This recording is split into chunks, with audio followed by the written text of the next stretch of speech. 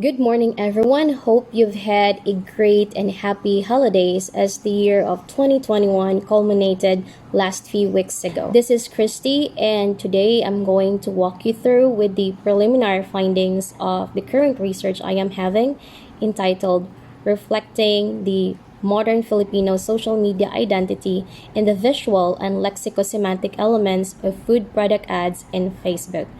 But before we do that, let me give you first some insights of what this research is all about.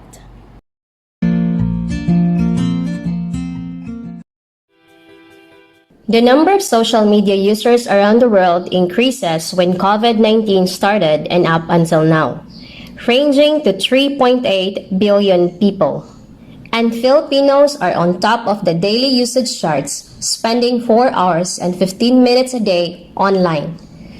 With this data, it is unsurprising that the advertising industry had also migrated to the digital landscape, creating and releasing advertisements in different social media sites, especially on Facebook that ranks as first with 2.740 billion monthly active users as of January of 2021.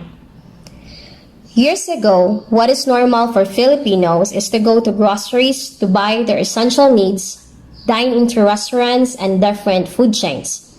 But as COVID-19 pandemic started, Filipino consumers shifted their way from buying and eating foods outside into online food delivery or OFD.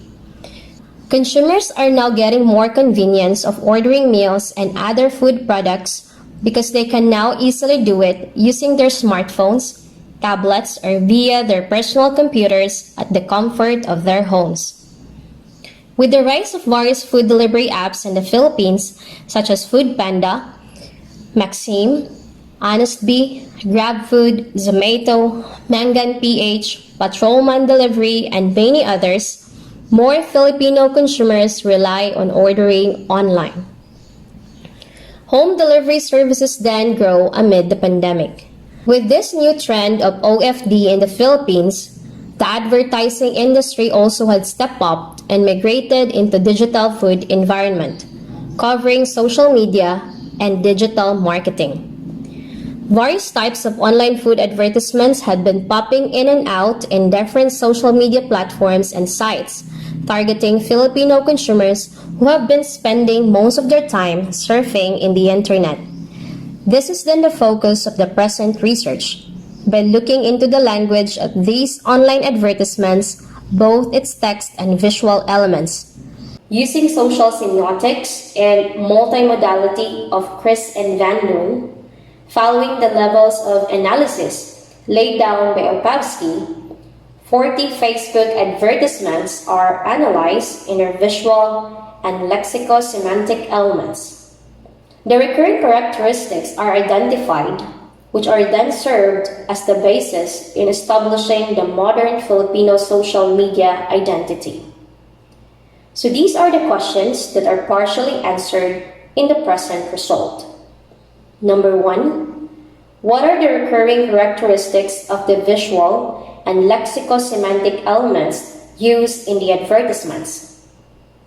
And number 2, what are the implications of the results regarding the modern Filipino social media identity as reflected in the online food advertisements?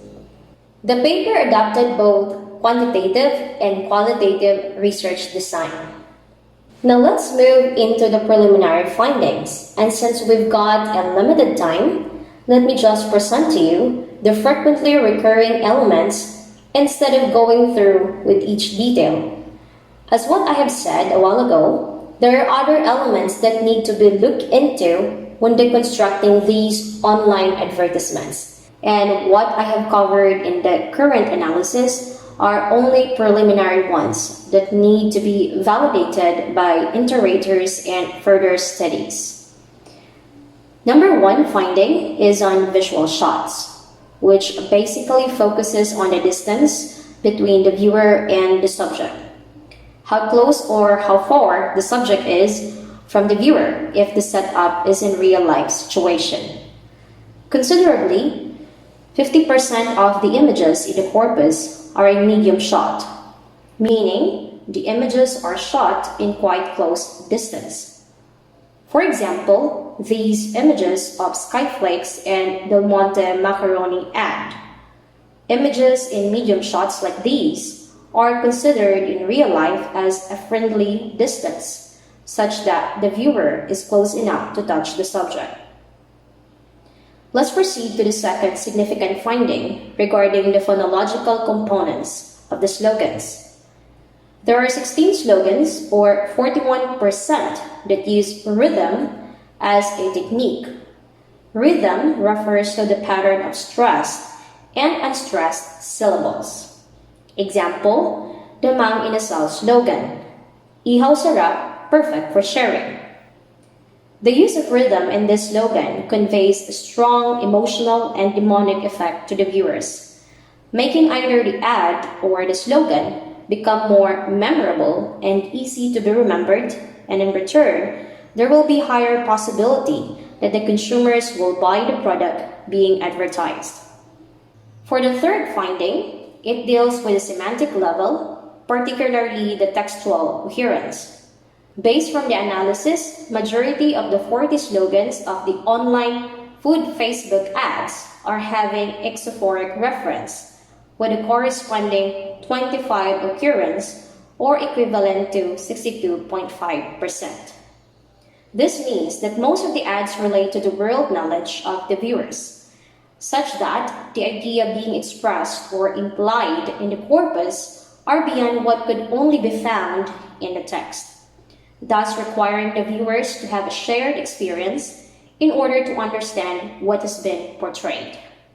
For instance, this slogan by Goya, Resort Vibes Home Edition, which conveys the feeling of being in a vacation even though the consumer is just staying home because they are regulated to go out since the COVID cases increased way back first quarter of 2021 in the Philippines. The current paper also analyzed the language consistency in the slogans.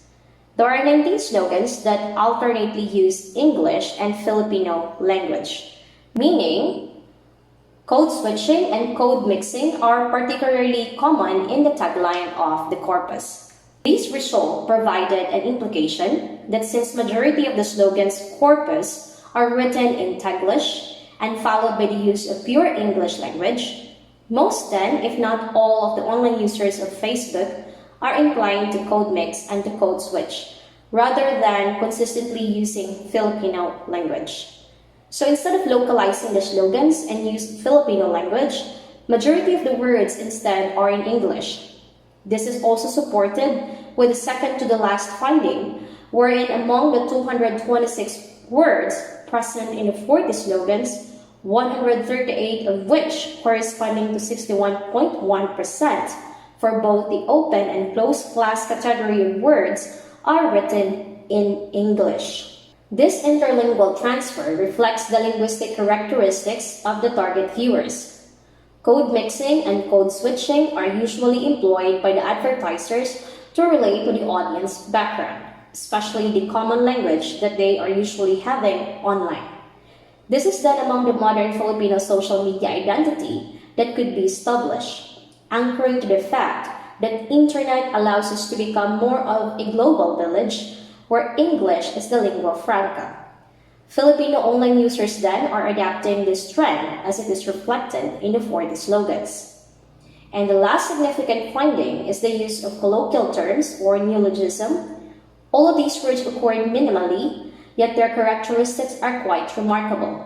Example, kare-karezi, magmatch, quarantfling, substansya, sarap. The use of neologism in the ads is due to the marketing content shifting as a result of the pandemic. It summarizes the new trends and processes which reflect the common experience of the target online Filipino consumers. The pandemic then has made it important that a brand voice is compassionate and cautious without dropping its value. So in conclusion, in times of social crisis like what we're experiencing right now, linguistic creativity then is manifested. So that's it. Thank you everyone for watching this presentation this morning.